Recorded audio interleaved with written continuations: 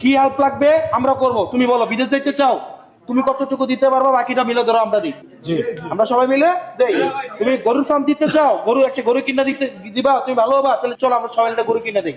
বা তুমি ছাগল পালতে চাও, কিনে দেই। সেলাই মেশিন কিনতে চাও, কিনে দেই। আপনারা কি সবাই মিলে পারবো না এটা আমরা দিতে? আরে ওই জাকাত গুলা মানুষ দেয়, এই জাকাতের টাকা দিয়ে তবে সোসাইটিতে জাকাত গুলা ঠিকঠাক ভাবে দিলে আপনার মাদকের সবগুলোর কর্মসংস্থানের ব্যবস্থা করা যাবে না?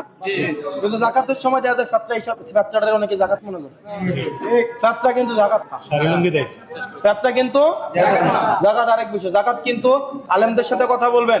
জাকাত কিন্তু অনেকে মনে করে কি আমার যেহেতু ক্যাশ টিয়া নাই তার মানে আমার জাকাত নাই, ব্যাপারটা তেমন না। এক লোকের আমার পরিচিত 100টা গরু আছে, 100টা, এরপরে বিশাল বিল্ডিং, প্রতিপক্ষ সম্পদ, গণ্য সয়নার অভাব নাই। পরশুদিন আমার ক্যাশ টিয়া নাই, তো এই কারণে আবার জাকাত দেওয়া লাগে না। আমি কি আর করলাম, সবার সামনে শরমটা দেইনি। শুনেন, আমাদের যেটা করা লাগবে সামাজিক ভাবে আমাদের সমস্যাগুলো সমাধান করতে।